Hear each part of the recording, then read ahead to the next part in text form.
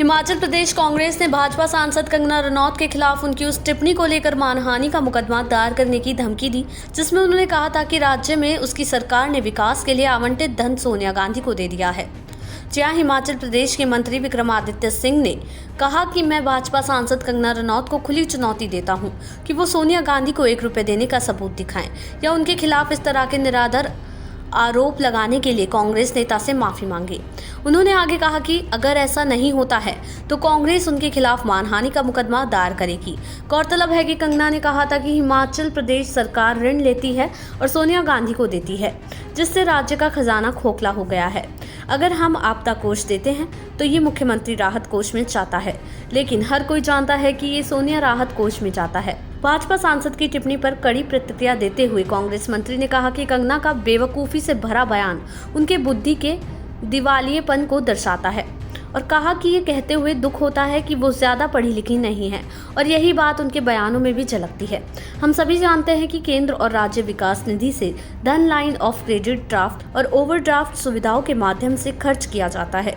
विक्रमादित्य सिंह ने कहा, राजनीति कभी भी इस स्तर तक नहीं गिर सकती।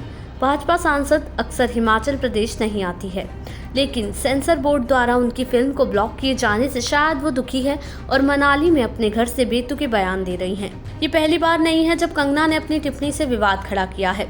अगस्त में कंगना रनौत को उनकी विवादास्पद टिप्पणी के लिए उनकी ही पार्टी से फटकार लगाई गई थी, जिसमें कहा गया था कि किसान विरोध प्रदर्शन के दौरान बलात्कार और हत्या की गई थी और ये सुझाव दिया गया था कि अगर भाजपा का शीर्ष नेतृत्व पर्याप्त मजबूत नहीं होता तो इससे देश में बांग्लादेश जैसी स्थिति पैदा हो सकती थी।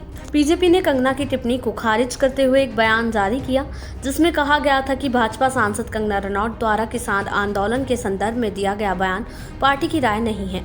भारतीय जनता पार्टी कंगना रनौत द्वारा दिए गए बयान से असहमत है। उन्हें पार्टी की नीति पर बयान देने की ना तो इजाजत है और ना ही अधिकार है। उन्हें भविष्य में इस तरह का बयान नहीं देने का निर्देश दिया गया है। कंगना ने कहा कि बहुत सी गलत खबरों को फैलाकर मुझे बदनाम करने की कोशिश की गई है, लेकिन ये ज्यादा दिनों तक टिकने वाला नहीं है। पूरा देश इस बात को कहता है कि कंगना देश की इकलौती ऐसी बेटी हैं जो अपना नुकसान करके देश के लाभ के बारे में सोचती हैं। सभी लोग अपने लाभ के बारे में पहले सोचते हैं, लेकिन मैं देश के लाभ के बारे में सोचती हूँ। आज अपना करियर बर्बाद कर दिया और सिक्योरिटी लेकर घूम रही हूँ और देश की बेटियों के हितों के बारे में भी बोलती हूँ और टुकड़े गैंग के खिलाफ भी अकेली खड़ी हूँ। ये देश देख रहा है और मेरा मन बच्चा बच्चा जानता है। जब भी मुझ पर कोई संकट आया तो देश मेरे साथ खड़ा रहा है। देश दुनिया की ऐसी ही तमाम खबरों के लिए देखते रहें समय डिजिटल।